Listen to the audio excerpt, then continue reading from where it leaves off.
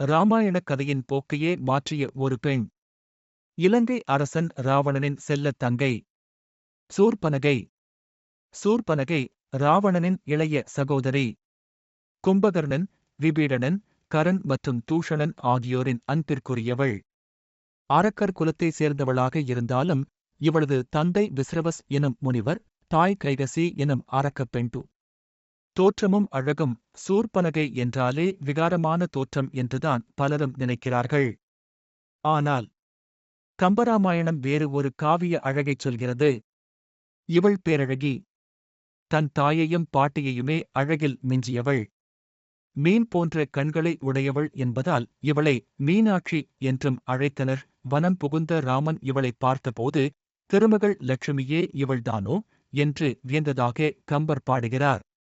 அந்தளவிற்கு அழகின் பிம்பமாக திகழ்ந்தாள் இந்த அரக்ககுல மங்கையு. தண்டகாரண்யத்தில் ராமனைச் சந்தித்த அந்த நொடி சூர்பனகையின் வாழ்வில் விதி விளையாடத் தொடங்கியது. ராமனின் அழகில் மயங்கியவள் அவனையே அடைய விரும்பினாள். ஆனால் ஏகபத்தினி விரதனான ராமன் அவளை ஏற்கவில்லை. ராமனும் லட்சுமணனும் அவளை அங்கும் இங்கும் அலைக்கழித்து விளையாடினர். நகைச்சுவை என அவர்கள் நினைத்தது ஒரு பெண்ணின் உணர்வுகளோடு விளையாடும் விளையாட்டாக மாறியது.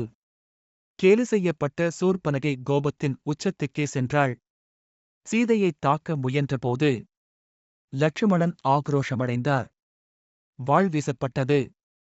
சூர்பனகையின் மூக்கும் காதுகளும் அறியப்பட்டன.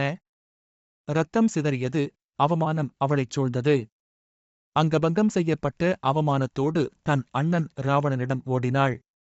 அங்கு அவள் அழுதது தன் காயத்திற்காக மட்டுமல்ல, அந்தப் பழிவாங்கலுக்காக. சீதையின் அழகைப் பற்றி இராவணனிடம் வர்ணித்து அவன் மனதில் ஆசையைத் தூண்டிவிட்டாள்.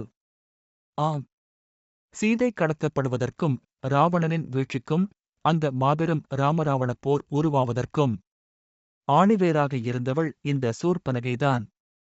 முடிவுரை. இராமாயணத்தில் இவள் ஒரு எதிர்மறை பாத்திரமாக பார்க்கப்பட்டாலும் ஒரு பேரரசின் அழிவிற்கும் தர்மத்தின் வெற்றிக்கும் ஆரம்ப புள்ளியாக அமைந்தவள் இவளே. இந்த தகவல் உங்களுக்கு பிடித்திருந்தால் மறக்காமல் குறும்பையூர் குறும்ப சிட்டி சேனலை சப்ஸ்கிரைப் செய்யுங்கள்.